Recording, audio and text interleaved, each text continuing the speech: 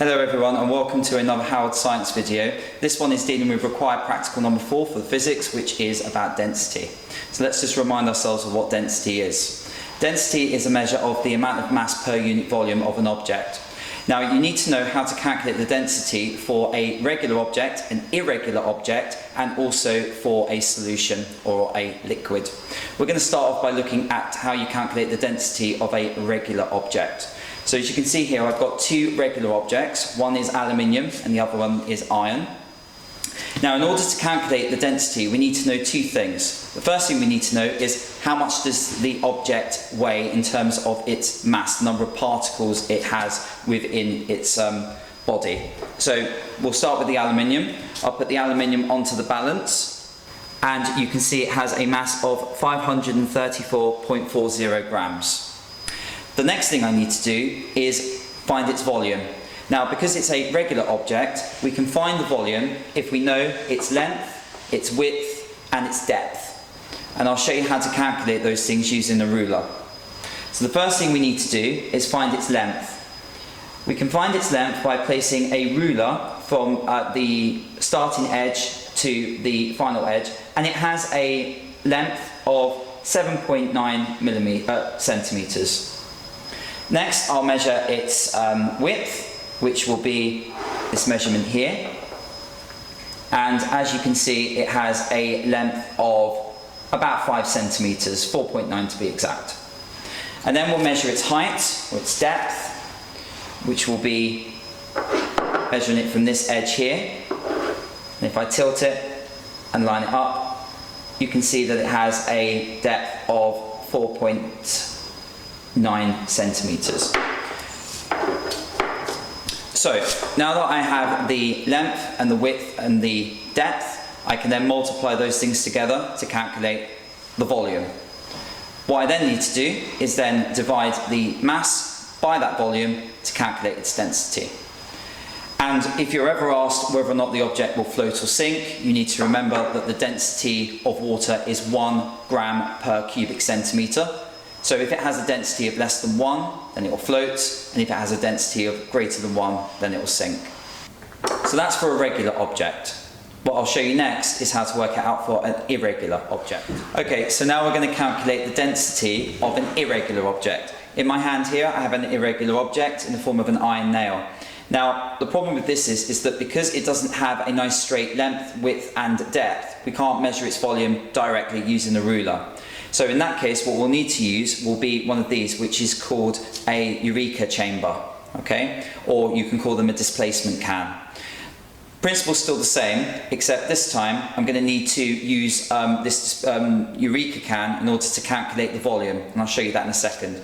The first thing I need to do though is get the mass of the object, because this is going to go into the Eureka chamber, or Eureka can, or displacement can, and it's going to get wet. If I was to take this out after it had been in the water and put it onto the balance, the water would increase the mass. So to calculate the density correctly, we have to do it this way. So first of all, I'll get the mass of the iron nail, which comes out at 126.87 grams. The next thing I'll need to do will be to tie a loop around the iron nail, and then I'll then need to submerge it into the Eureka can.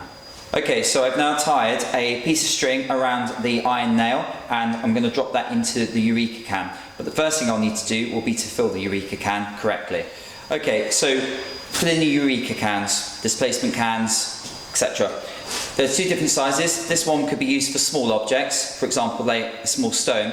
But this one here is going to be the one I'll use because the iron nail has to be completely submerged in the water. So this is the one I'm going to use. So I've already filled the Eureka can almost to the top, but the way that we fill it has to be very precise because as you can see there's a spout. Now the spout is pointing downwards. That's because I need to fill the Eureka can slightly above the level of the spout, and the water will then trickle out. But I need to then wait until all of the water is trickled out so that the bottom of the spout is directly in line with the level of the water. If the level of the water is too low, that when the iron nail goes in, there'll be a small gap, and that small gap is not going to give the correct volume of water ejected and therefore collected. So I need to make sure that I do this properly. So now I'm going to continue filling the Eureka chamber up to the top. So now the water level is approaching the spout. So now the water level is slightly above the bottom of the spout, and as you can see, the water is trickling out.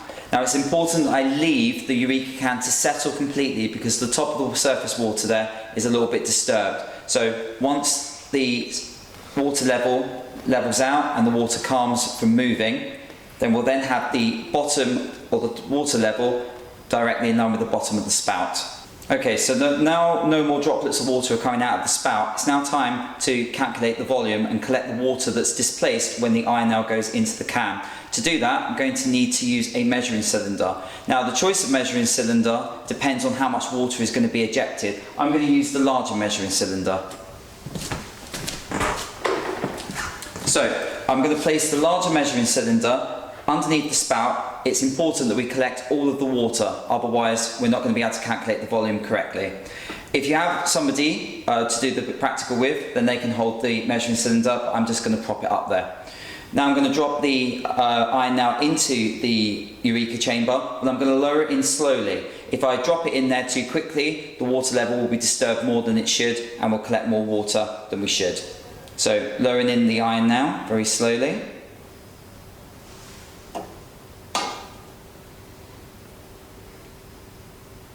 It's important that you wait until all of the water has finished coming out of the Eureka chamber.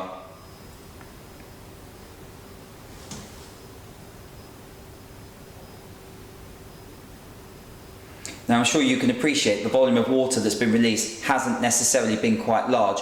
Is there a way that maybe I can make this practical a bit more accurate? Okay, so now that the water has stopped dripping, I'm now going to manoeuvre the Eureka can, pointing away so that no more water comes out. Now I've got my volume, I can now get rid of the Eureka can. Okay, so now it's time to have a look at the measuring cylinder, and as you can see, I have about, and I'll need to lay it down flat on the table, get down to eye level and have a look, looking at the bottom of the meniscus. And I can see that the volume of water ejected is 11 centimetres cubed. So now that I have the mass of the iron now, weighed when it was dry and without the string, because if you weigh it with the string, you're going to increase the mass. I made sure that all of the water was collected, and I made sure that I waited until all of the water had come out of the Eureka chamber. And I've now got the volume. I can now do the mass of the iron block, iron nail, divided by the volume of the water ejected to calculate the density. Okay, so now I'm going to show you how to calculate the density of a liquid. As you can see here, I have a saturated salt solution, and I've poured some of that into this beaker here. What I need to do is calculate the volume and the mass of the salt solution. It's easy enough to calculate the volume because I'm going to pour it into this 10 centimetre cube measuring cylinder. The tricky bit though is getting the mass correct. So the first thing I'm going to do is measure the mass of the measuring cylinder empty. The reason why I need to do that is because I need to then weigh by difference. First of all, put the measuring cylinder empty onto the balance, and it has a mass empty of 9.30 grams. Now what I'm going to do is carefully transfer 10 centimetres cubed of the salt solution into the measuring cylinder using this dropper.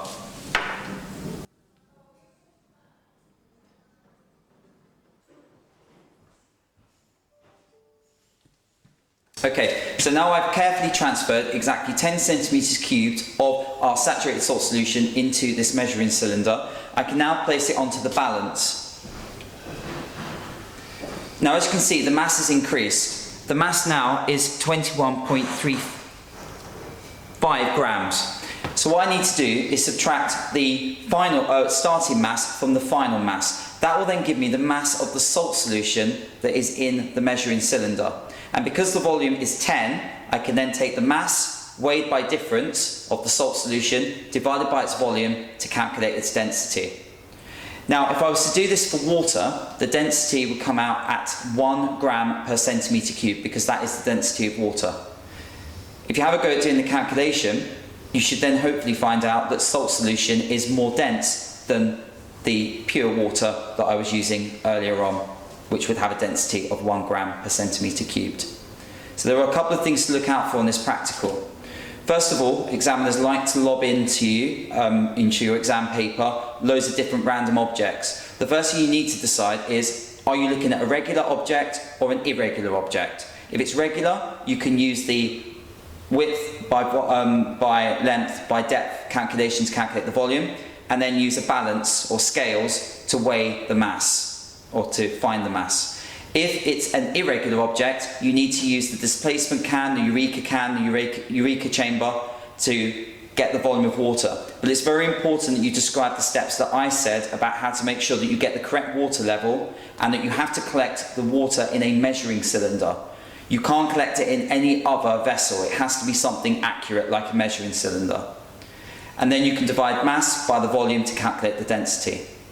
And for a liquid, for example, washing up liquid, tomato sauce, whatever, you need to have a set volume, but measure the mass of that liquid by difference, by measuring the mass of the measuring cylinder empty and then with the liquid in, and then you can then calculate the density by doing the mass divided by the volume.